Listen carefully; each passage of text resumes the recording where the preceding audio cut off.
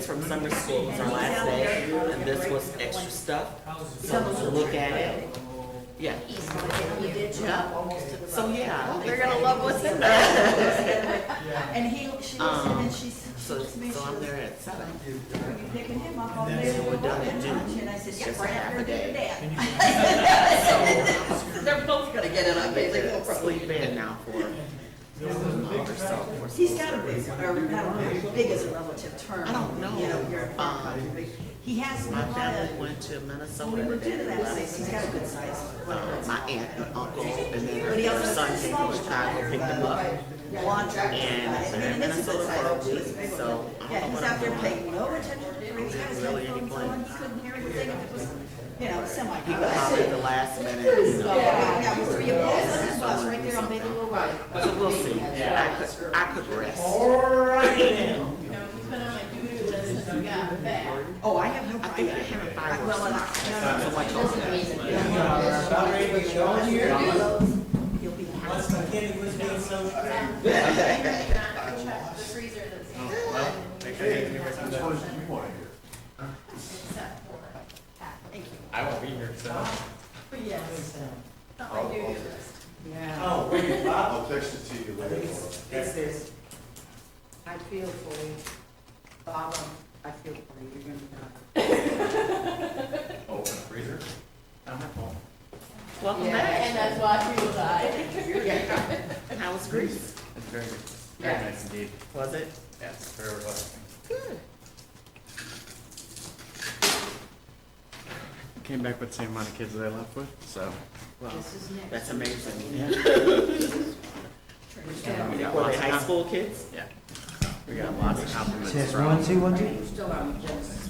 our tour directors and local guides that this is one of the best student groups. All right, we are Yeah, in trouble. so, How many was that? 14. I've been in trouble before. That's good. They know how to act. I can do without notes. All right, we are What's going wrong? to finish up lesson 11, huh? You broke it again? No, your notes. No, I lost my notes. Oh, okay. All right, I didn't bring you lesson 11 notes, that's okay. So lesson 11, we didn't finish, we had a great discussion that night about, we really got into forgiveness, which lesson 12 is forgiveness too, so that may go actually fast, but we're going to keep going here with Oh, my God. lesson 11. And the first question we had from, because we only got through 2 questions last week. First question is, why was Joseph not angry at his brothers for selling him into slavery to Egypt? What was his base reason for saying, I'm not mad? Look at all he got to experience. Okay? Again, though, he had one basic reason. He saw that God had a plan for him. Correct. I was gonna say he knew that God, he gave God the glory. Yeah, he said, God did this, you did this for evil, God did this for good. There you go. So no matter, you know, and so we look at situations where, say, people have been martyred, and again, you know, statistics say 2,000-3,000 a year are still martyred for their beliefs in a lot of countries, and you know, if you keep your focus on the good that comes out of things and not always turn towards the evil in everything. Okay, so in what ways was his forgiveness for his brothers evident? What things did he do to show that his forgiveness was true? Because typically, if we're really mad at somebody and say, "Oh, I'm sorry," what do you do, Kenneth? Well, you might not because you're outspoken, but I'm outspoken like what? I'm gonna tell him no. I do it quietly as I forgive them, but if it's egregious, I don't fool with them again. okay. If it's just something, you know, small and trivial, like we deal with, you know, coworkers every day that angers you, I just go about my way. They say, I'm sorry, and this happened recently, and then I say, I don't believe in holding grudges. We're gonna go and sin no more. That was my statement. She's too good a Christian, isn't she? So most of us, how many, raise your hand if you have ever said, "Oh, that's okay," and you really did not want to forgive them. Yeah, most of us do. We'll say, no, it's okay, you know. And we might actually be letting it go as far as our day to day, but it's still festering inside, you know. It's still kind of in there, and you're still not happy about it. And you know, I've had people that they think, oh, you've forgiven me. Well, I'm still not gonna be your best friend. Period. What? I agree with that. Someone that's constantly backstabbing you, let's say, you're cautious. I forgive them, I've dealt with it, but I'm super cautious. Don't say it, I don't hold conversations. I just go about my way, speak nice, but I know their character. But it's their problem, that's how I look at it. It ain't me, it's you. So, You know, I took a several years sabbatical from camp because, and part of it was Dad and Mom. You know, when Dad was Alzheimer's and Mom was hurt. But there was another reason. There was somebody I was not happy with in any way, shape, or form. Well, the last couple of years I've gone to a couple events out there because, you know, Liam and Fiona being out there. And from talking to a number of the kids that I'd started, who are now like counselors, who were, you know, there's a group of boys that are counselors that I was their first counselor when they were like 8 years old. And what I kept hearing was, why aren't you here? We miss you, we need you. And I thought, I'm not punishing the person, I'm punishing all these kids. And I'm punishing myself. And I'm punishing the kitchen crew, who I love. You know, Deanna and Valerie and all them. I love them. And so I thought, the only person I'm really hurting by this is me. I'm really not hurting anybody but me. So I can still not be happy with a person, but still do right things for other people. You know, yeah. and I'd say, like, church-wise, we get into pettiness with the church where one person will do you wrong, the whole congregation has no clue what happened, you take off, and then there's questions asked. What about the other people? There's 100 people here, but what about that other 99 that love you? Mm-hmm. That hurts me. Yeah. When, you know, I love them, but they're gone, and have no clue why. So, I had that conversation Sunday with somebody. It's like, where did so-and-so go? yeah. So having said all that, what were the signs that Joseph's forgiveness was real? He did a few actions. What were they? Libby? He kind of wept. He wept over them, fell on their necks crying, yeah. What else? He gave them money back. Gave them their money back. They bought all these supplies, and he stuck the money back in their saddlebags, in their camel bags, whatever they are. What else? You didn't imprison or kill him. Yeah, there's that too. I guess that's the most extreme of all of them. He also invited them to do what? How are they supposed to survive? To live with him. Come live with me. Provided an area. Great dad. Yeah, he gave them the land of Goshen, which is, I think it's south of Very the full. capital city, but he gave them their own land, basically, within Egypt. Pharaoh told him it was his decision to decide if he wanted them to stay or go. And he goes, you can turn them around. And he decided not to do that. As much as they did to him, he let them stay. That's true forgiveness. Like Yeah, he he could have said. said, I'm gonna give you enough money to get through the next 2 years of this drought. But he didn't do that. He said, here's what you need. Bring your father. I want to see my dad, my brother, and come here and live. So yeah, well, let's go back. So what were the reasons that Joseph believed that God sent him to Egypt?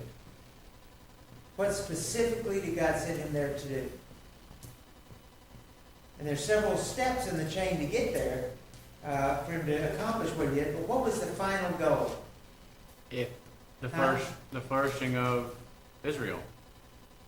Because had he not, they probably would have died in the drought like everyone else. God's plan was to save Israel.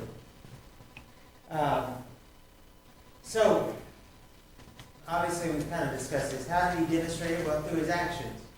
The best way you can demonstrate being a godly person is through your actions. Through how you treat other people, how watching what you do and thinking about how it will be perceived by other people. Now, we don't do everything just because of people's perceptions. We can't live our lives that way.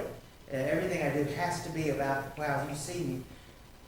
But we still need to be aware of perceptions of us, and that does modify some of our behaviors. We can't just do what we want in the rest of the world. I mean, I can't decide I'm going to drive any way I want to. Even Ben would give me a ticket at some point. You know, I can't do a lot of things that I might want to do because of the impact of it. All right, so the inspiration from this, and I'm going to read this out of a book. The ultimate will of God can never be finally defeated. Picture some children playing in a tiny mountainside stream. They divert the stream by making little dams of mud and stone. They float their toy boats in the puddles and ponds. But the stream continues to surge down the river in the valley. Now picture men building big dams, changing the course of rivers and lakes and locks, diverting their flow. Yet even they cannot prevent the stream from flowing into the sea. In our lives, so many things, our sins and mistakes, the accidents of history, the sins of others against us, may divert and temporarily defeat God's plans and purposes. But even in new circumstances created by evil, ills, and accidents, God will provide other channels to carry out His ultimate will. So, what is meant by the omnipotence of God? It does not mean that by sheer exhibition of power God gets His own way. This would make our freedom an illusion and moral growth an impossibility. That God has power means He can achieve His purpose. To say God is all-powerful means that nothing can happen which will ultimately defeat Him. With evil intention, the establishment of Jesus' day took the innocent Son of God and crucified Him on a cross. Purely from a human standpoint, it was the most heinous crime in history. But 6 weeks later, Christ's disciples were preaching about that very same death on the cross. God made man's crimes His instrument to save the world. Accidents, disasters, and moral evil create terrible pain. But to those of us who love God, who are called and who cooperate with His purpose, our suffering cannot separate Him from His love or defeat the workings of His purpose in our lives. That's from the book Putting Away Childish Things by David Siemens.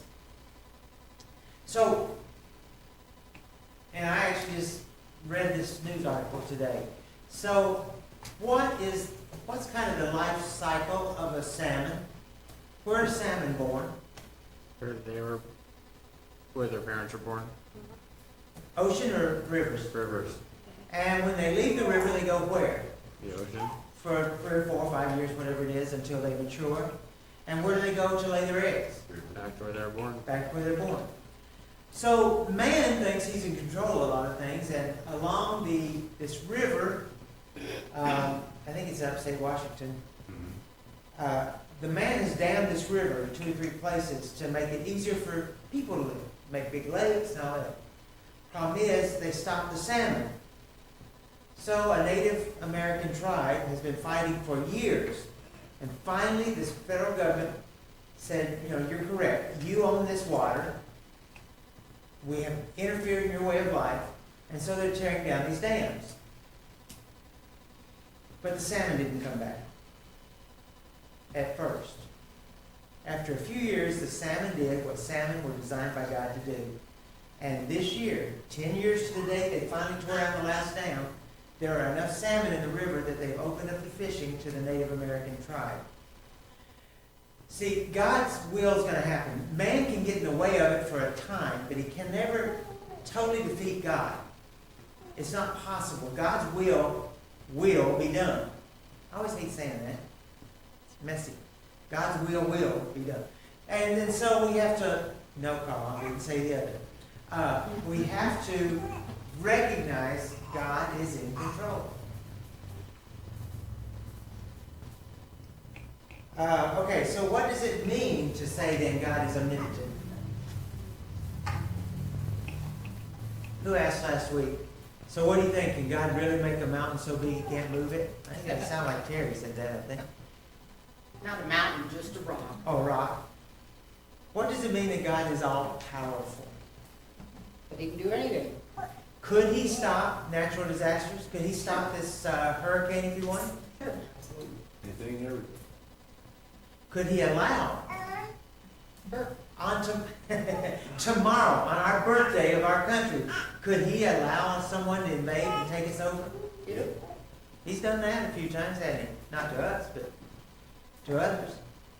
God can do anything, but everything he does is for a reason. Now, there are happenstance in life that are not God's doing. Cancer, car wrecks, drunk drivers.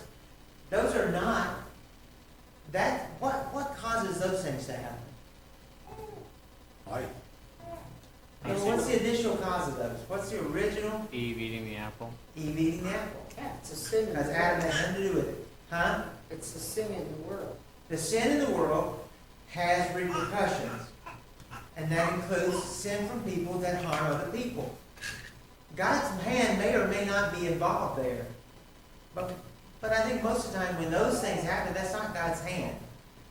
I believe, was it you that said, you know, if you do something in your life because of sin,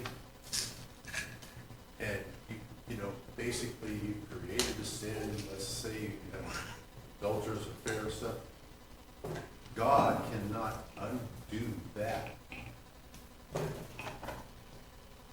I don't remember saying that, but God cannot undo the repercussions of that sin.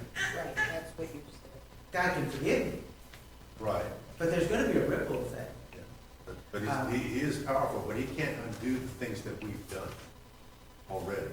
Like erase everybody's memories and then, you know, start over. Yeah, no, you can't. And that's why if you, let's say you're in prison for murder and you got a life sentence, you can become a Christian and the sin is gone. That, But that the has to- repercussions require that you stay in prison until the system lets you out. Right, but he can't undo the act that's already happened. No. But he can set it up. I believe he can set it up so you might get out on good behavior or something else that's still within the realm of the laws that are established. I think he can do all that too.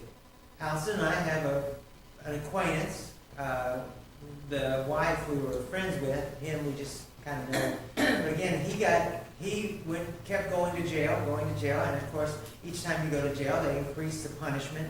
And it was petty stuff in the beginning, but it got worse. And finally, he realized he kind of hit bottom when he was looking at a long term in prison. Yep. He became a Christian.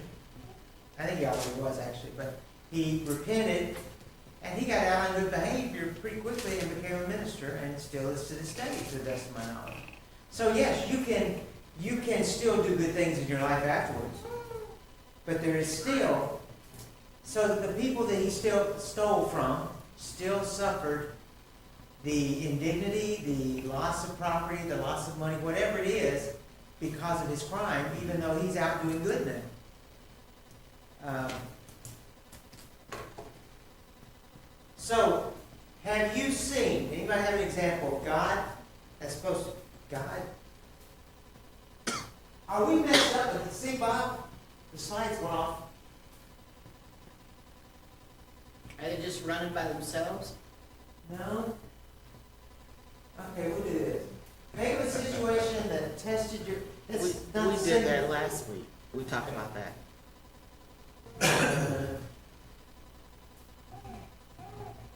Those don't match these. Yeah, we talked about these last Yeah. week. Anyway, okay. Let's go back. So think of a situation that tested your integrity and how did you deal with that? We talked about that Did we? very thing. Yeah. How did we do that? Okay, this lesson's over. Yeah, I think so. I've got a great memory that allows me to go, hey, that looks new to me. How about we go to lesson 12? Anyway, lesson 12. Joseph said, "Don't be afraid. Am I in the place of God? You intended to harm me, but God intended it for good to accomplish what is being done, the saving of many lives." This lesson may be very repetitive, and so we may jump through some things, because this lesson is entitled Forgiving Others. Forgiveness is one of the hardest things I struggle with. If you really make me mad, and you've got to work hard to make me mad, but if you really make me mad, not counting little kid schoolyard fights, we didn't get in trouble for those in my day. It just was. But as an adult, there's only been 2 times that I've ever either gotten in or nearly gotten in a fight. 3 times. Maybe 3. 2 of the 3. Well, one was not my fault. The guys shoved me. And I tried to turn the other cheek, but he came back at me. So, but no, 2 of them were because somebody did my wife wrong. And that's the only 2 times I ever really wanted to go after somebody. So, when someone really does you dirty, forgiveness is hard, isn't it? I mean, when they do you dirty, it's hard. So, is there a time when you were not sure if somebody was forgiving you for something? How did that feel to you?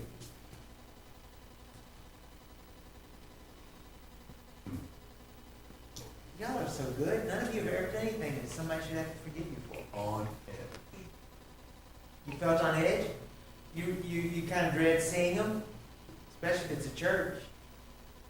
You dread seeing them. Every time you see them in town, you think about it. It's hard. And our reaction to that person is either we act belligerent because we don't want to deal with the confrontation, or we try and avoid them.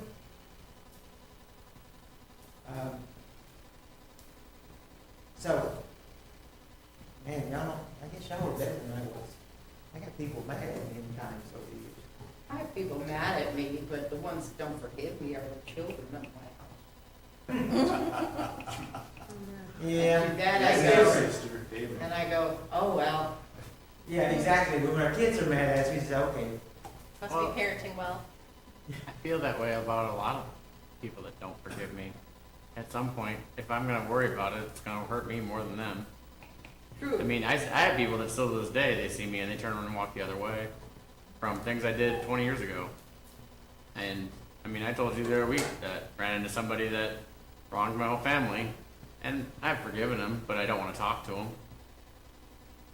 I mean, y'all saw me one Sunday. I came forward. I confessed to having withheld something from somebody. I did it for the right reason. I still say to this day, but I hurt them. I made them angry at me. And to this day, I cannot see them in the community without thinking about it. Mainly because they supposedly left the church because of that. But at some point, you can't do anything about it.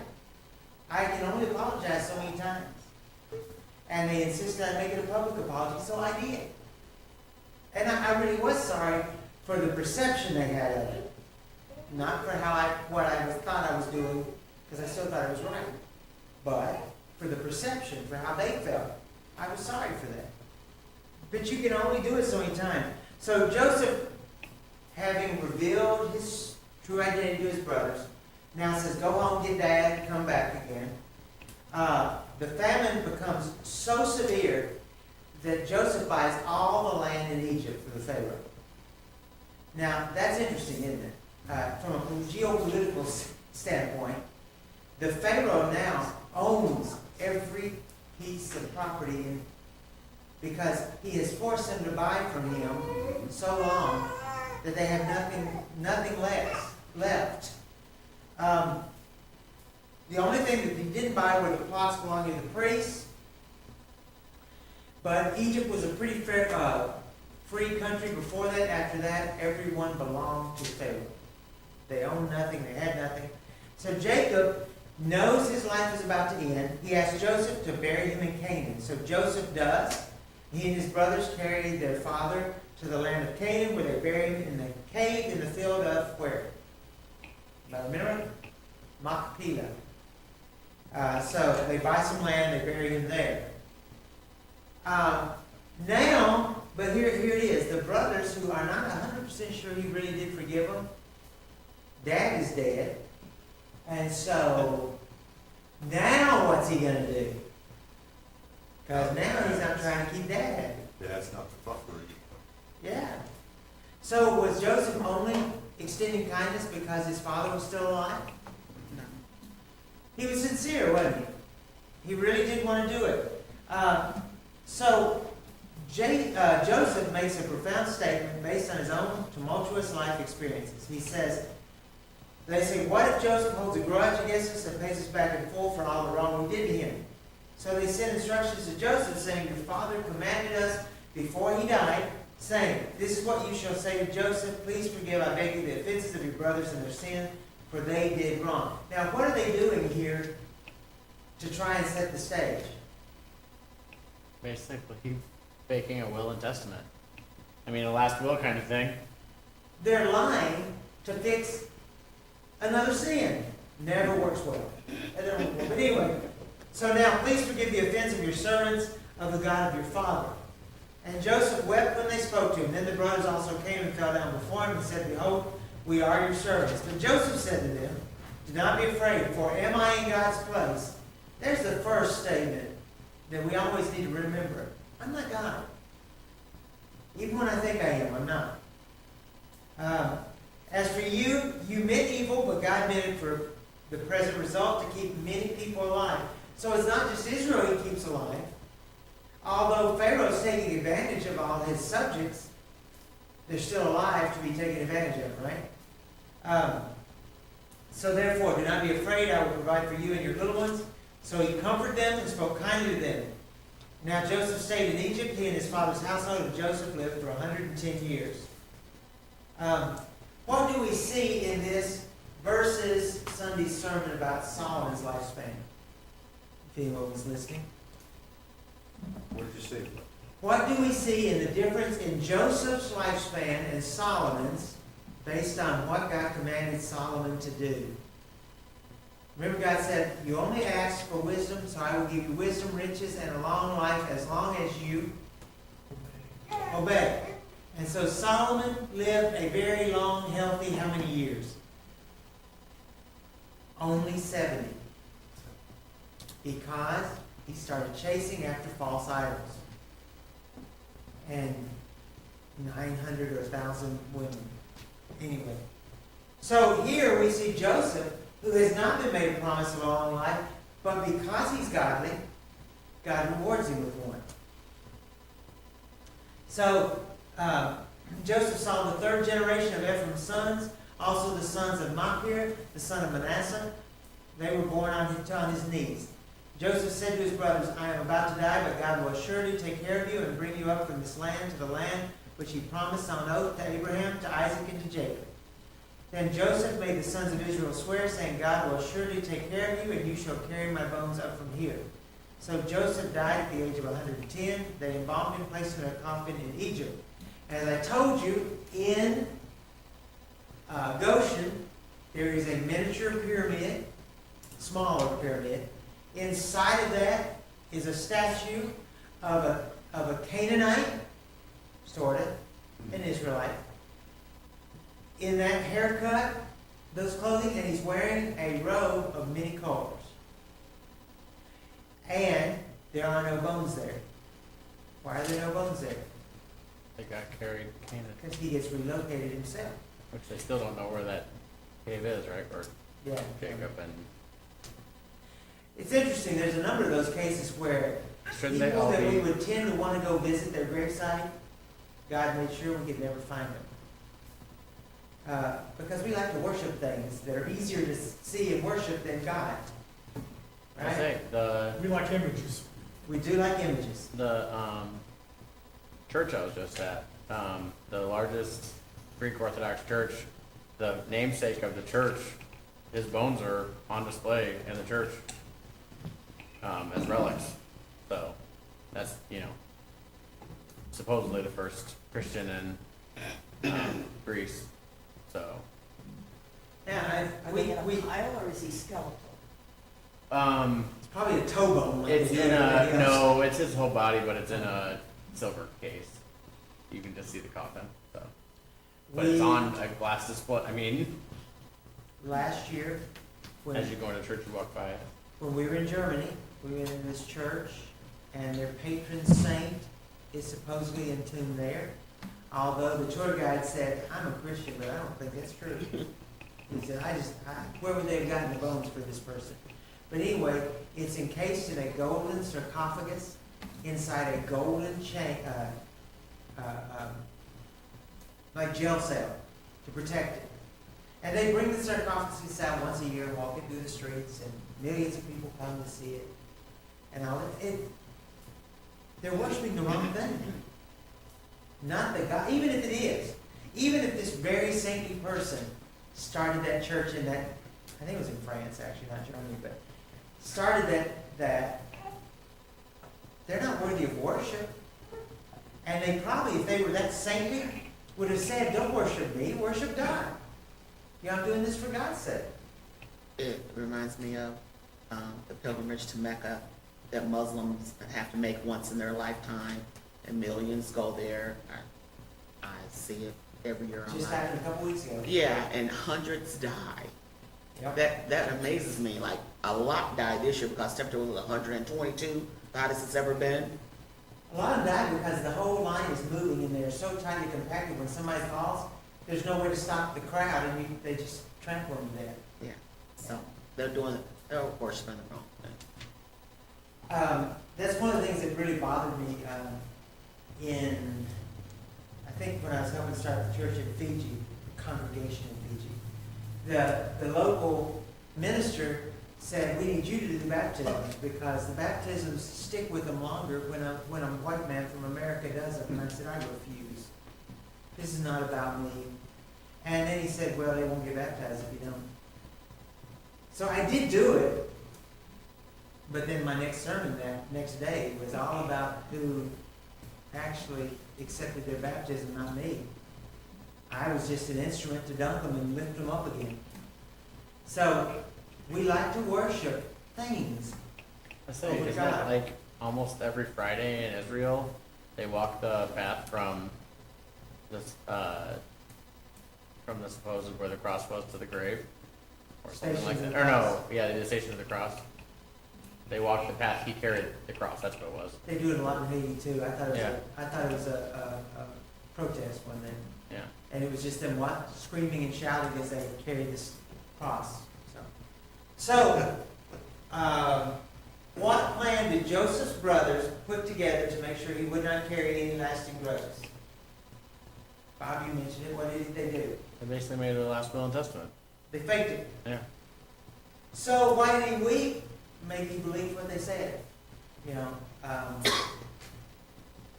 maybe he knew the difference and was weeping because they shouldn't have done that. But basically he said, you know, I'm going to care for you. You know, you are forgiven. God did this. So why did he refuse to ever seek revenge against his brothers? So if you're doing something godly and you still get blamed for it, or you get mistreated, or as preachers say, you know, you preach a moving sermon, because when you get done preaching, you got to move. Why should you refuse to take revenge against the people that did you wrong, even though you were doing good and they're going against good? Because we're not supposed to treat other people like that. We're supposed to love them and forgive them. But if you treat me bad first, I get to go back at you. Vengeance is mine. And you have to answer for that, not me. Yeah, that's true, right? Vengeance is mine. Vengeance is mine, saith the Lord. Yeah. Just because you won't be able to save them doesn't mean someone else can't come along someday and they won't see your action as a part way of their path. And I'm not going to be judged based on how everyone accepts the message. I'm judged on whether or not I put the message out there. So how does Joseph's forgiveness parallel God's forgiveness of you and me? What's the parallel there? It lasts forever. Okay. You did me wrong, but I forgive you. It's not And I'll give contingent. you another No strings opportunity. attached. I'll give you No strings attached. No strings attached to that forgiveness? Do we feel guilty sometimes being forgiven when we know we don't deserve being forgiven? I do. That bugs me so bad. It makes me feel so much more guilty than I would have anyway.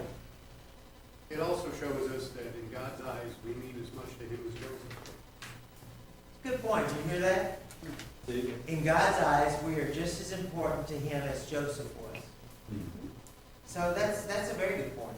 That is true. So judgment is God's job. To assume otherwise is to assume God can't do that, anything. He can't do what he says. Revenge is irreverent. It's ungodly. It's saying, I know vengeance is supposed to be yours, God, but I didn't think you'd punish him. At least not quick enough for me. I thought I'd better take it in my own hands because, God, you're a little soft sometimes. Are those our decisions to make? No.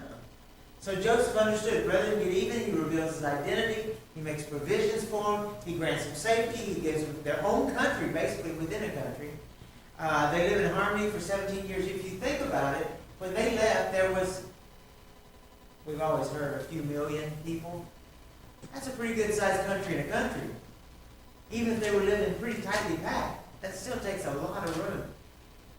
For those who've been with me to Cap Haitian, you've only got like a 2-mile stretch between the ocean and the mountainside, and you got that strip of people, and there's only about 3 million people there, and as crowded as that is, think about if you had several million living there.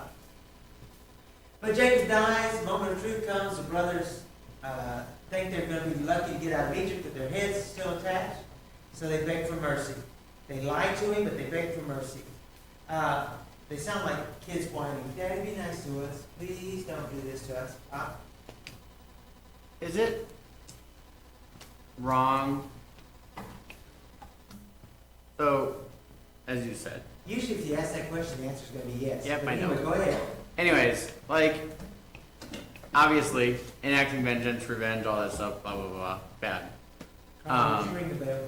But, what if, like, I don't know, in your lifetime you do see God enacting on that person and you see them fall from whatever glory they had or position of power they had over you. Is it bad to thank God in that situation or to revel in it a little or, yeah, okay. So go home and ask your forgiveness for your reveling in someone's bad luck. It's not bad luck. God probably was. See, Like, there you go, karma. Yeah. I When we say, start thinking karma, we're on shaky ground. I say, but Exactly. but that's the thing is, you know, I don't necessarily believe in karma, but at the same time, there is a, you know, they keep on doing things wrong, things happen to them. Okay, let's not say karma. Let's say couldn't have happened to a better person. We don't mean anything about better in that statement. Yeah. And when you think that, you should immediately pray about it. Very good, Caleb. I had one of We're those not in the phone- right mind. I had one of those phone calls Sunday. In fact, I didn't answer it because I didn't know. It was right during worship. But it was a notification from the guy I worked with about another guy. And he's, you know, I called him later and said, how are you doing, you know? Because he showed me the obituary. And he just went off and said, hey, you got what you deserve. And I was like, you know, what's the percentages of people dying? Remember? I think it's 1 out of every one. So we're all gonna die. Everyone. It's just a matter of when, you know, because he was saying, well, yeah, God took him out. No, just a matter of, Yeah, but we that was kind of a tough phone call. Everybody's gonna, unless you live to see the end of time, Yeah. everybody dies. The fact is, we don't have the answer. No, We no. don't always know why things are the way they are. Could be God's behind it, but not necessarily. See, Yeah. sometimes a flat tire is just a flat tire. Right. Yeah, he was going karma, full karma. Well, you know, if let's say I'm walking on the street and a car swerves to avoid a child and kills me, that could still be God saying, I want to protect the child, and you've lived your life. Mhm. And I'd be okay with that. You know, if there was a purpose, I'm okay with that. And I'm okay with dying with no purpose. But what I'm saying is you never really know for sure, you know? Right. You know, some things we can ask questions of that we really have no way to actually know the answer. We know that there are options, one of which God made things happen. Not always. Yeah, there's lots of those questions we'll never, Yeah, there's a lot of questions. and we just got to say, I'm okay with that. We just plain don't have answers. Mm. So Joseph in verse 19 says, his response, and this is a good one for us to keep. Am I in the place of God? You know, basically, am I God? You know, and you can say that to people, I'm not God, I can't make that decision for you. I was counseling a young man a number of years ago who was a heroin addict. And he claimed he was trying to get off it, and I had taken him to a rehab twice. In fact, once I drove hours to a rehab place because he asked me to. And he left early because he was healed. And no, he wasn't. But anyway, he's talking to me the one day, and he thinks, I guess, because I've been kind to him so many times, my response is going to be, it's okay. You know, God understands. No. And I said, I don't want to talk to you anymore. I'm not going to help you anymore. You have to. You're the preacher. No, I don't. You're a liar. There's not one word of truth comes out of your mouth anymore. Well, how can you say that? Because you're an addict. And addicts lie. That's what they do. And so until you quit being an addict, I don't want to talk to you anymore. And I'm not going to drive you around the country anymore. You know, I'm not God, and I can't know. I can only deal with what I see. And what I see, I decided he needed some tough love. He didn't need me to hold his hand right then. He needed me, and this time, because I refused, and then 4 months later he called and said, would you and Allison come visit me? Yes, you've stayed 4 months, you're in 6 months, we'll come see you. And we did. I'm not God. And if he never got clean, or if he goes back, which I do know he hasn't, he doesn't live here, but I do know he hasn't gone back to it, then God did God's thing. Anyway, revenge belongs to God. I lost my clippers. So if vengeance belongs to God, that means it does not belong to us. We don't have a right to it. We shouldn't be thinking that way. If you start planning vengeance, what are you doing instead of what? Are you thinking good thoughts? Trying to manifest it. Sometimes it's therapeutic. What? Okay, so here's the Just the idea. If you're planning vengeance, you're not forgiving. That's right. You're also manifesting it. I mean, You're inviting people. yeah. You get to that point, but still, sometimes. So if you come to me in counseling with somebody you're really angry with, what I will tell you to do is write a letter that you never send. There's the therapy. Some of you probably heard me say that to you. Or go get in your car, take a long drive, say anything you want to say, within reason. Say anything you want to say to them as if they were sitting next to you. Vent it. Now come back and think about how you're going to do it godly. Because sometimes we've got to. I love to use a pressure cooker for some things. What happens if you open the lid of the pressure cooker before you vent it? Oh, it's going to explode. It's not going to be any good. I'm going to lose the kitchen. But sometimes we have to let the steam off to get the pressure off, and then we can process it better. All right, I'm going to stop there. Next week, we're going to start in the book of Daniel or Esther. I don't remember. I've got the lessons done. Just don't remember which order I'm doing it at this moment. But I'll tell you next week. Surprise!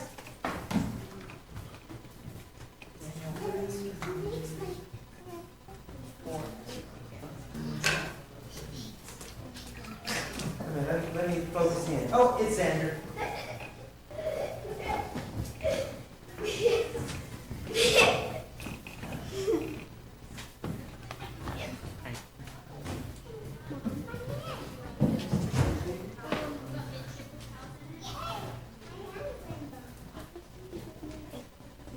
Steve, had to work on my own years. Since I had to do something, since I had to do something, Sure.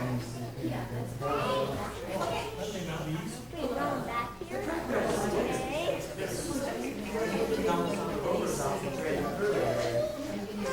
First day I did just lay on the floor.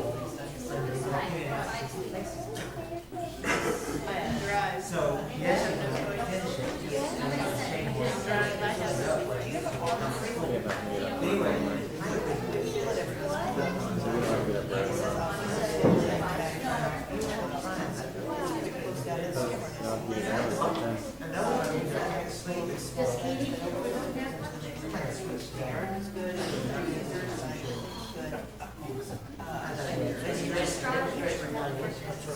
went back to Johnny. I said, you know, you come to us first and not finally leave. See, I was brought my container. And he said, you know,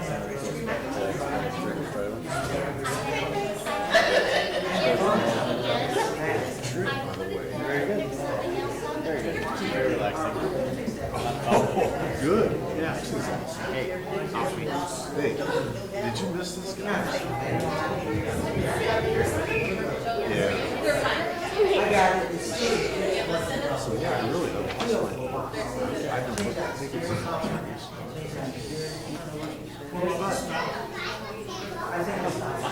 Evidently. I didn't need to. I went straight down.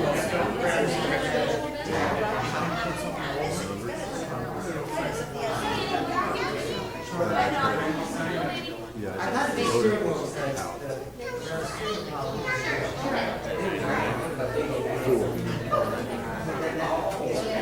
Sounds good. it is. I tried. Sounds good. I have a picture of it on my phone. And if you want, I will text everything to you. Oh, we're not going back to this. Who's preaching we got for next? Scott?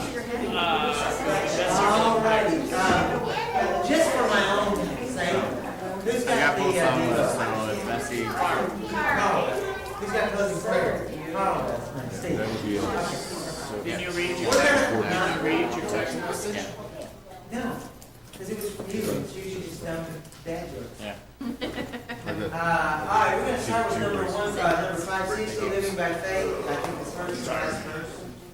I care not today what tomorrow may bring, if shadow or sunshine or rain. I care not today what tomorrow. Robert, go click. Why don't you use your clicker? Okay, I will. Let's go back to that over again. I just looked up there and I was like, there's nobody running the slides. I'm sorry. I care not today what tomorrow